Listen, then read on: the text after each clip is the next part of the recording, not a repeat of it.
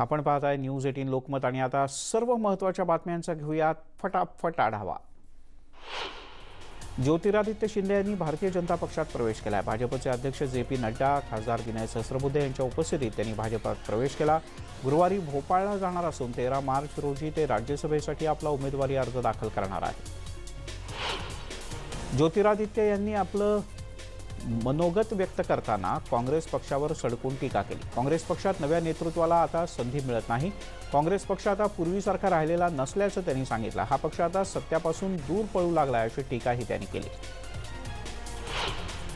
मी माझ्या राज्यासाठी स्वप्न पाहिलं होतं, परंतु ते 18 महिन्यांनंतर सुद्धा पूर्ण झालं नाही। शेतकऱ्यांना जी मदत मिळणार होती ती देखील मिळालेली नाही असा आरोप ज्योतिरादित्य शिंदे यांनी कमलनाथ यांच्यावर केला। तसंच मध्य प्रदेशात रोजगाराचे नाही तर भ्रष्टाचाराचे उद्योग सुरू आहेत असा आरोपही त्यांनी केला। राष्ट्रवादी काँग्रेसकडून शरद पवार यांनी राज्यसभेसाठी आपला उमेदवारी अर्ज दाखल केला। यावेळेला राष्ट्रवादी काँग्रेसचे सर्व प्रमुख नेते उपस्थित होते। राष्ट्रवादी काँग्रेसकडून फौजिया खान या सुद्धा उमेदवारी अर्ज दाखल करणार अशी चर्चा होती, पण अजूनही त्यांनी आपला उमेदवारी अर्ज दाखल केलेला नाही। पुण्यातून ज्या ओला ड्रायव्हरमुळे आणखीन 3 जणांना कोरोना झाल्याची शक्यता आहे, त्या ओला ड्रायव्हरनं काही कामासाठी आरटीओ कार्यालयाला भेट दिली होती। त्यामुळे या ठिकाणी ड्रायव्हरसोबत संपर्कात आलेल्या 3 कर्मचाऱ्यांना सुद्धा तपासणीसाठी पुण्यातल्या नायडू रुग्णालयात दाखल करण्यात आला आहे। कोरोनाच्या भीतीमुळे पुण्याच्या कात्रज भागातील एक, धायरी, नांदेड सिटी या भागातील प्रत्येकी एक शाळा बंद करण्यात आली। रविवारपर्यंत या 3ही शाळांना सुट्टी देण्यात आली आहे। खबरदारीचा उपाय म्हणून या 3ही शाळा बंद ठेवणार असल्याचं प्रशासनानं म्हटलंय। महाराष्ट्रामध्ये कोरोना संशयित रुग्णांची संख्या दिवसेंदिवस वाढत चालली आहे, पण या कोरोना व्हायरसची टेस्ट मात्र सध्या तरी फक्त NIV मध्येच होते। पुण्यातल्या कॅम्प भागामध्ये या राष्ट्रीय विषाणू प्रयोगशाळेचं मुख्यालय आहे। मुंबईच्या महापौर किशोरी पेडणेकर यांनी 6 रुग्णांची माहिती दिली। त्यांचे रिपोर्ट्स यायचे बाकी असल्यानं तुर्तास मुंबई सुरक्षित आहे असं त्या म्हणाल्या। पण घाबरू नका, काळजी घ्या असं आवाहन करायलाही महापौर विसरल्या नाही। मुंबईच्या महापौर किशोरी पेडणेकर यांनी ट्रॅव्हल्स कंपन्यांना सुद्धा आवाहन केलंय। परदेशी जाणाऱ्या सगळ्या टूर कंपन्या या प्रवाशांचं नुकसान होऊ नये म्हणून कोरोनाचं संकट टळल्यानंतर त्यांनी आपापल्या टूर्स प्लॅन कराव्यात असं आवाहन किशोरी पेडणेकर यांनी केलं आहे। कोरोना विषाणूचा संसर्ग झालेल्या पुण्यातल्या त्या कुटुंबाच्या सोबत विमानातून प्रवास केलेल्या मुंबईतल्या 6 प्रवाशांचा शोध मंगळवारी मुंबई महापालिकेनं घेतला। खबरदारीचा उपाय म्हणून या सगळ्या जणांना कस्तुरबा रुग्णालयात दाखल करण्यात आलं। त्यांचा वैद्यकीय चाचणी अहवाल आज येणार आहे। दरम्यान आतापर्यंत कोरोनासाठी जे देश घोषित करण्यात आले होते त्यात दुबईचा समावेश नव्हता। या संशयित रुग्णांच्या नंतर या यादीत आता दुबईचा सुद्धा समावेश करण्यात आला आहे। कोरोना विषाणूच्या प्रसाराच्या पार्श्वभूमीवर सावित्रीबाई फुले पुणे विद्यापीठानं महाविद्यालयांना 20 ते 30 मार्चच्या दरम्यान सुट्टी जाहीर केल्याचा संदेश सध्या सोशल मीडियात करत आहे। हा संदेश चुकीचा असून संबंधित निवेदन विद्यापीठानं प्रसिद्ध केलेलं नाही। ते कोणीतरी खोडसाळपणे तयार केलं असून याबद्दल विद्यापीठाबद्दल योग्य ती कारवाई करेल असंही कुलसचिवांनी म्हटलंय। नागपूर मेडिकलमध्ये कोरोनाचा 3रा संशयित रुग्ण दाखल झालाय। गेल्या 24 तासात नागपूर मेडिकलमध्ये 3रा कोरोनाग्रस्त संशयित रुग्ण दाखल झाला असून 12 वाजता दाखल झालेला 3रा रुग्ण इटलीवरून आला असल्याचं शासकीय रुग्णालयाचे वैद्यकीय अधीक्षक डॉक्टर अविनाश गावंडे यांनी म्हटलंय। कोरोना विषाणूचा संसर्ग झालेल्या पुण्यातल्या 3 प्रवाशांच्या सोबत यवतमाळ जिल्ह्यातील 3 कुटुंबियांनी प्रवास केल्याचं उघड झालंय। यानंतर प्रशासनाकडून या सगळ्यांना घरातून बाहेर न पडण्याच्या सूचना देण्यात आल्यात। या सर्वांवर आरोग्य विभागाकडून लक्ष ठेवलं जात आहे। साईबाबांच्या शिर्डीत सुद्धा कोरोना व्हायरसपासून बचावासाठी उपाययोजना केल्या जात आहेत। मात्र साईबाबांच्या दर्शनासाठी येणाऱ्या भाविकांच्या गर्दीवर कोणताही परिणाम झालेला नसल्याचं सध्याचं शिर्डीतलं चित्र आहे। साईबाबांच्या दर्शनासाठीच्या रांगा भाविकांच्या गर्दीनं फुलून गेलेत। मंदिर परिसर आणि दर्शन रांगांची सकाळपासून 4 वेळेला सफाई केली जाते, तर भाविकांसाठी मंदिर परिसर आणि दर्शन रांगेत सॅनिटायझर्सची सुद्धा व्यवस्था करण्यात आली आहे। कोरोना व्हायरसमुळे चिकनला मोठा फटका बसलाय। कोल्हापूर जिल्ह्यातील चिकन विक्रेत्यांनी आता अक्षरशः सेल सुरू केला आहे। 100 आणि 200ला 5 कोंबड्या अशा पद्धतीनं विकल्या जात आहेत। आपणही हे व्हिडिओ सध्या कदाचित तुमच्या मोबाईलवर आले नसतील, अन्यथा हे व्हिडिओ सध्या चांगले चर्चेत आहेत। कोल्हापूर जिल्ह्यातल्या चंदगड तालुक्यातील आणि दुसरा व्हिडिओ आहे तो सेनापती कापशी या गावातला आहे। या दोनही गावांमध्ये अक्षरशः कपडे विकल्याप्रमाणे सेल लावून कोंबड्या विकल्या जात आहेत. भारतात सुद्धा या विषाणूच्या संसर्गाचा पहिला बळी गेल्याचं वृत्त आहे. कर्नाटकातल्या कलबुर्गी जिल्ह्यात एका 76 वर्षीय वृद्ध व्यक्तीचा मृत्यू झाला. केंद्र सरकारने याबद्दलची माहिती दिल्याचं सूत्रांचं म्हणणं आहे. मात्र अद्याप या संशयिताच्या मृत्यूचा अंतिम अहवाल येणं बाकी आहे. हा अहवाल समोर आल्यानंतर या व्यक्तीला कोरोना झाला होता किंवा नाही, किंवा कोरोनानेच त्याचा मृत्यू झाला का, हे स्पष्ट होईल. पिंपरी चिंचवडमधील गृहसंस्थांच्या महासंघानं घेतलेल्या भूमिकेमुळे नवा वाद निर्माण होण्याची शक्यता आहे. परदेशातून येणाऱ्या नागरिकांनी ते कोरोना बाधित नसल्याचं प्रमाणपत्र आणल्याशिवाय प्रवेश देणार नसल्याचं सांगितलं जात आहे. तर अशा प्रकारे कायद्यानं कोणालाही रोखता येणार नाही, असं पोलिसांचं म्हणणं आहे. कोरोना व्हायरसच्या पार्श्वभूमीवर बुलढाणा जिल्ह्यातील जगप्रसिद्ध सैलानी बाबा यात्रा स्थगित करण्याचा निर्णय घेण्यात आला. याचा मोठा आर्थिक फटका एसटीला बसलाय, कारण या यात्रेसाठी वाशिम, कारंजा, रिसोड आणि मंगळूरपीर या 4 आगारातून 46 गाड्यांच्या माध्यमातून 238 फेऱ्या केल्या जातात. 12 लाखांपेक्षा जास्त उत्पन्न त्यातून मिळतं. यावर्षी कोरोना व्हायरसमुळे प्रशासनानं ही यात्रा रद्द करण्याचा निर्णय घेतल्यानं या 4ही आगारांचं लाखोंचं नुकसान होणार आहे. कोकणातल्या शिमगोत्सवाच्या दरम्यान गोमूच्या खेळात कोरोनाची गाणी गायली जात आहेत. कोरोना व्हायरस देवा नको येऊ दे महाराष्ट्रात, या पद्धतीची खास तालावरची गाणी म्हटली जात आहेत, ज्याची सध्या कोकणात मोठी चर्चा आहे. पुण्यामध्ये ज्या ओला ड्रायव्हरमुळे कोरोनाची लागण झाली, त्या ड्रायव्हरच्या गाडीतल्या प्रत्येकाची चाचणी होणार असल्याचं अजित पवार यांनी म्हटलंय. तसंच लोकांशी थेट संपर्क येणार नाही याची काळजी घ्या. चिकन, मटण, अंड्यांविषयी पसरवलेले गैरसमज दूर करा, असं आवाहन सुद्धा त्यांनी जनतेला केलं. IPL रद्द करण्याच्या चर्चांवर सुद्धा गृहमंत्री अनिल देशमुख यांनी प्रतिक्रिया दिली. राज्य शासनाच्या धोरणानुसार मोठ्या संख्येनं नागरिक ज्या कार्यक्रमांना येतात, असे कार्यक्रम आवर्जून टाळले पाहिजेत, असं गृहमंत्री अनिल देशमुख यांनी म्हटलंय. अफवांवर विश्वास ठेवू नका, असं आरोग्यमंत्री राजेश टोपे यांनी नागरिकांना पुन्हा आवाहन केलंय. तसंच मास्कच्याऐवजी स्वच्छ रुमाल वापरता येऊ शकतो, असंही त्यांनी नमूद केलं. शालेय शिक्षणाच्या संदर्भात आजच्या बैठकीत चर्चा केली जाणार असून परीक्षा लवकर घेता येतील काय, याबद्दल अंतिम निर्णय मुख्यमंत्री घेतील, असंही टोपे यांनी म्हटलं. पॅनिक वातावरण नको, सरकारनं खबरदारी घ्यावी, असं माजी मुख्यमंत्री देवेंद्र फडणवीस यांनी म्हटलं आहे. विरोधी पक्षनेते म्हणून सहकार्य सर्व प्रकारचं करू, असंही फडणवीस म्हणाले. कोरोना व्हायरसचे रुग्ण राज्यात काही ठिकाणी आढळले आहेत, त्यामुळे आता काळजी घेतली पाहिजे. प्रशासन स्तरावर तयारी सुद्धा केली जात असल्याचं महसूल मंत्री बाळासाहेब थोरात यांनी म्हटलंय. कोरोनामुळे भारतातील सर्वात मोठी क्रिकेट लीग IPLला फटका बसू शकतो. कोरोनामुळे IPL स्पर्धा रद्द होऊ शकते किंवा पुढे ढकलली जाऊ शकते. आता याबद्दलचा निर्णय महाराष्ट्र सरकार आज होणाऱ्या मंत्रिमंडळाच्या बैठकीत घेणार आहे. दरम्यान कर्नाटक सरकारनं कर्नाटकमधले IPLचे सामने होऊ नयेत, असं म्हटलं आहे. भारतामध्ये कोरोना विषाणूचं वाढत जाणारं संक्रमण पाहता भारत सरकारनं आणखी 3 देशांच्या नागरिकांवर भारतात प्रवेश करायला तात्पुरती बंदी घातली आहे. यामध्ये फ्रान्स, जर्मनी आणि स्पेनचा सुद्धा समावेश आहे. फ्रान्स, जर्मनी आणि स्पेनमधून आतापर्यंत भारतात कधीही न आलेल्या नागरिकांच्या नियमित व्हिजाच्या संदर्भात ई-व्हिजावर सुद्धा बंदी घालण्यात आली. राज ठाकरे यांचा औरंगाबाद दौरा अडचणीत आलाय. मनसे शिवसेना साजरी करणाऱ्या शिवजयंतीला अजूनही पोलिसांनी परवानगी दिलेली नाही. शिवजयंती साजरी करू नये, अशा पोलिसांच्या मनसे शिवसेनेला सूचना आहे. औरंगाबाद पोलिसांनी ही माहिती दिली आहे. कोरोना व्हायरसच्या पार्श्वभूमीवर शिवजयंती अद्यापही पोलिसांनी परवानगी दिलेली नाही.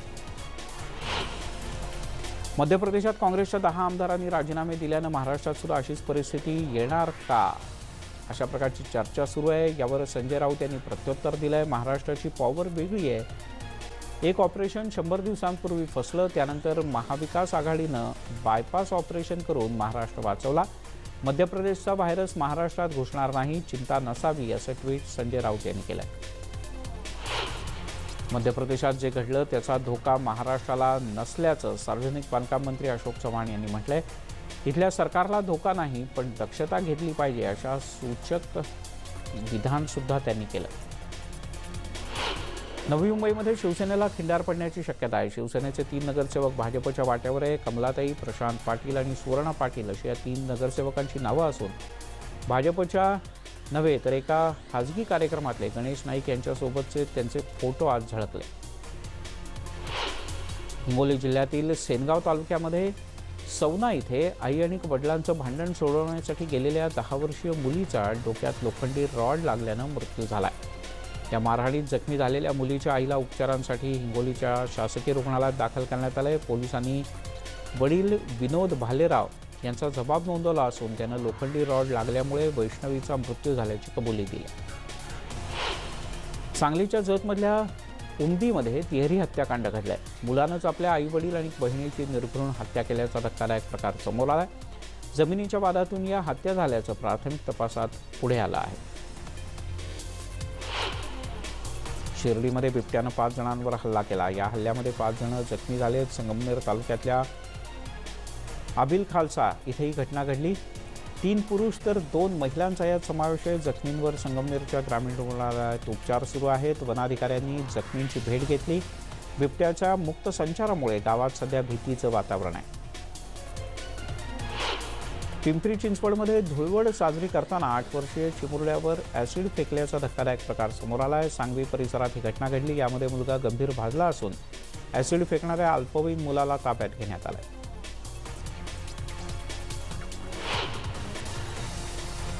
सटाणा, नामपूर, बागलाण या भागातील बाजार समित्यांसह किरकोळ बाजारामध्ये टोमॅटोचे भाव कोसळले. प्रति किलो 1 ते 1.5 रुपया टोमॅटो सध्या मिळतो आहे. बाजारात मोठी घसरण झाल्याचं पाहून शेतकरी हवालदिल झालेत. वाहतुकीचा खर्च सुद्धा निघत नसल्यानं शेतकऱ्यांच्या हातात काहीच पडत नाहीये. शेवटी काही शेतकऱ्यांनी आपापल्या शेतात गाई गुरं आणि मेंढ्या सोडल्या. धुळवडीच्या दिवशी अचानक झालेल्या अवकाळी पावसानं वायगावसह 7 गावांना मोठा फटका बसताना दिसतोय. शेतामध्ये काढणीला आलेला चणा, गहू, तूर आणि कपाशीचा सगळा भार हा जमीनदोस्त झाला आहे.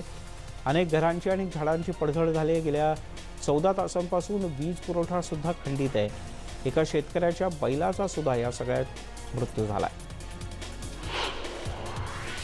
नाशिकमध्ये सकाळी आर्मीच्या जवानाचं पॅराशूट कोसळलं.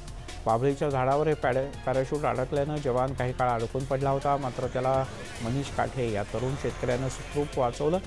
बाभळीचे काटे अंगावर टोचल्यानं जवान किरकोळ जखमी झालाय. सुदैवानं कोणतीही हानी झाली नाही. येस बँक घोटाळा प्रकरणी राणा कपूरला ईडीच्या न्यायालयात हजर करण्यात आलंय. राणा कपूरची ईडीची कोठडी आज संपले. त्याच्यावर येस बँक घोटाळ्याचा मोठा आरोप आहे.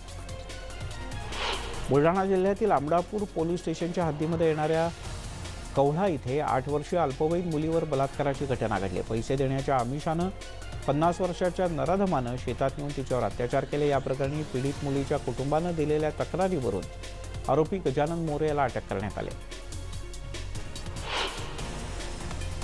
आशिया खंडातील सर्वात मोठी बाजारपेठ म्हणून ओळखल्या जाणाऱ्या नाशिक कृषी उत्पन्न बाजार समितीच्या सभापतीपदी काँग्रेसचे ज्येष्ठ नेते संपत सकाळे यांची निवड झाली. तर नव्या निवड प्रक्रियेमुळे शिवसेनेचे शिवाजी चुंबळे यांना मोठा धक्का बसलाय. सकाळे यांच्या विजयानं नाशिकच्या सहकार क्षेत्रात भुजबळांना आपला झेंडा रोवण्यात यश आलंय. सटाणा, नामपूर, बागलाण या भागातील बाजार समित्यांसह किरकोळ बाजारामध्ये टोमॅटोचे भाव मोठ्या प्रमाणात कोसळलेत. आज टोमॅटोला प्रति किलो 1 ते 1.5 रुपयांचा अत्यल्प भाव मिळतो आहे. भावात मोठी घसरण झाल्याचं पाहून शेतकरी हवालदिल झाले. या भागामध्ये वाहतुकीचा खर्च सुद्धा निघत नसल्यानं शेतकरी निराश झाले आहेत.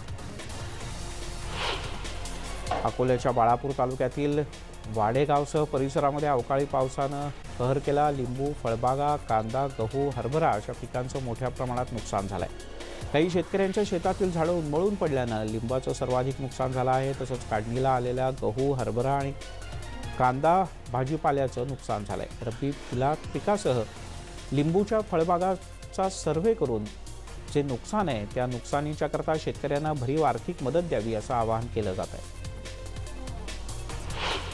सध्या राज्यातील काही जिल्ह्यांमध्ये अवकाळी पावसानं थैमान घातल्यानं पिकाचं मोठं नुकसान झालंय. याच भीतीनं हिंगोली जिल्ह्यातील शेतकऱ्यांनी गहू काढणीला आला होता तो आता अतिशय वेगानं कामं सुरू केले. ढगाळ वातावरण येत असल्यानं शेतकऱ्यांमध्ये भीतीचं वातावरण आहे. हाती आलेला गहू भिजू नये म्हणून शेतकऱ्यांची लगबग सुरू झाली. मांडूळ जातीच्या सापाची तस्करी करण्यासाठी आलेल्या आलेल्या एका व्यक्तीला बदलापूर पोलिसांनी बेड्या ठोकलेत। बदलापुरात या सापाची विक्री करण्यासाठी काही जण येणार असल्याची माहिती पोलिसांना मिळाली। त्यानुसार त्याच्या मार्गावर असलेल्या पेट्रोलिंग व्हॅननं या सगळ्यांना ताब्यात घेतलंय।